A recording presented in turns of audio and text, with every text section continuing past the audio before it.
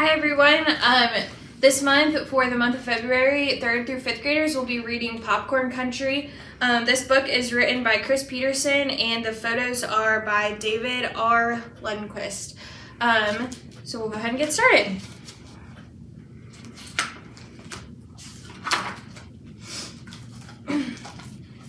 How do you like your popcorn? Bathed in melted butter, kettle cooked with sugar and salt, slathered in gooey caramel, or gobbled by the bucket at the movie theater? Any way you munch it, popcorn is one of America's favorite treats. Every year we devour 4.5 billion gallons of this stuff. That's enough to fill the Empire State Building from top to bottom 18 times. But America's love for popcorn isn't half as amazing as how it is grown and turned into the best snack there is.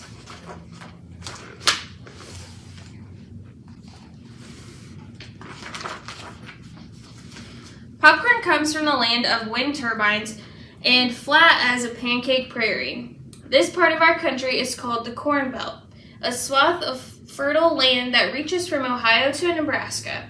Over 90 million acres of corn are grown each year in the United States, but only in a tiny portion of that is popcorn.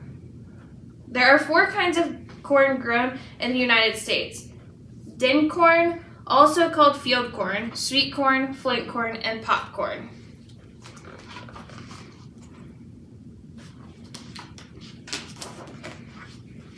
Most of the corn you see while traveling through the Midwest is dent corn, and it is grown mainly to feed livestock such as cattle, hogs, and chickens.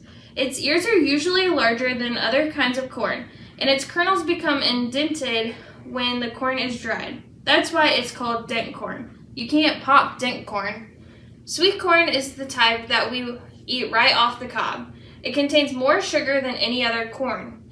The sweet corn plant is usually a bit shorter than dent corn, and the ears are picked when the kernels are tender and juicy. You can't pop sweet corn either.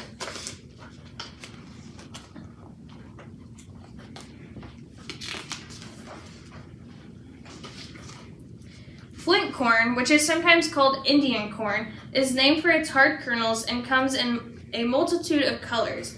It is a close relative of popcorn, but it doesn't pop very well. Popcorn has the smallest ear of all. When the corn is ready to harvest, the kernels are shiny, golden, and hard as rocks.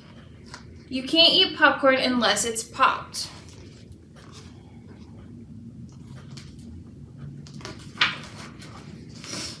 Popcorn seeds are planted in April or early May. The long, straight rows of popcorn will be knee-high by the 4th of July. By August, the field will be a jungle of rigid green stalks, rustling leaves, and skittering bugs. Roots reaching over 6 feet into the ground pull moisture and nutrients into plants that stretch so tall that they could tickle the chin of a young giraffe. That's about 10 feet tall. It takes 25 inches of rainfall to grow a crop of popcorn. By the fall, the popcorn is ready to pop.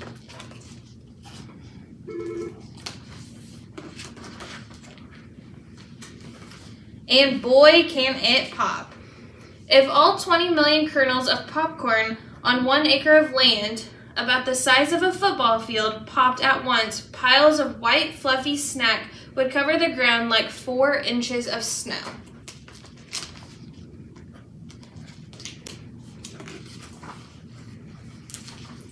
But popcorn can't pop right out of the field. It first has to be harvested. Giant mechanical harvesters called combines roll across the prairie and separate the ears of corn from the plant. The dry leaves that cover the ears are called husk. The husk and pieces of cob are discharged from the back of the combine as the golden kernels are shelled from the cobs.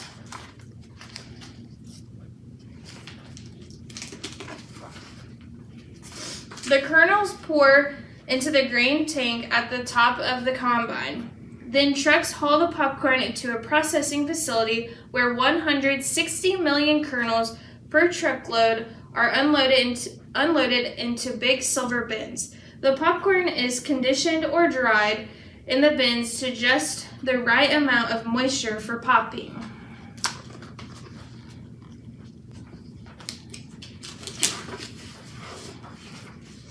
Next, the popcorn travels on a conveyor to the processing room where the grain dances across jiggling screens that shake broken kernels and pieces of corn cob out of the popcorn. Then it travels to a vibrating gravity table. Big blowy fans cause the grain to tumble in the air. The lighter popcorn kernels and any remaining bits of husk and cob fall away, and only the just right kernels stay on the machine. The kernels fly by an electronic eye that checks for uniform color. If a kernel is disclosed, a blast of air shoots it off the processor.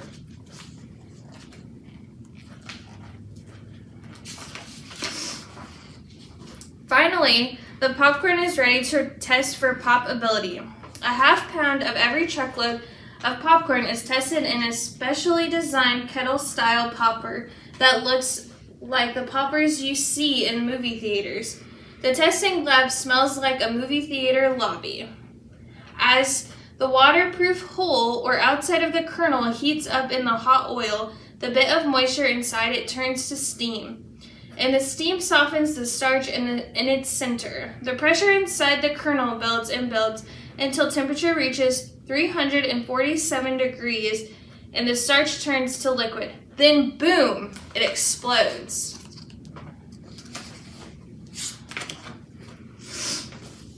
The tiny steam-powered bomb inside pops out. In a fraction of a second, it cools and solidifies into a crunchy treat. The popped corn is then poured into a large tube to measure its volume. If the moisture in each kernel isn't just right, the popcorn won't pop big enough to meet the standard set by the processor.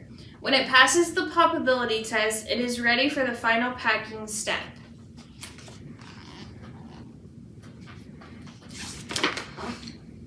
The popcorn kernels are ready to bag and ship out. Some popcorn is packaged in microwave bags, some is poured into jars or bags for movie theaters, sports venues, and grocery stores.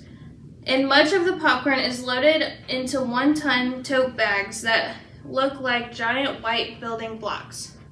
The totes travel by truck to the Great Lakes, where they are loaded onto container ships and sailed across the Atlantic Ocean to countries all over the world. Some totes travel on barges down the Mississippi River to the Gulf of Mexico, where more container ships are waiting. The United States produces nearly all of the world's popcorn.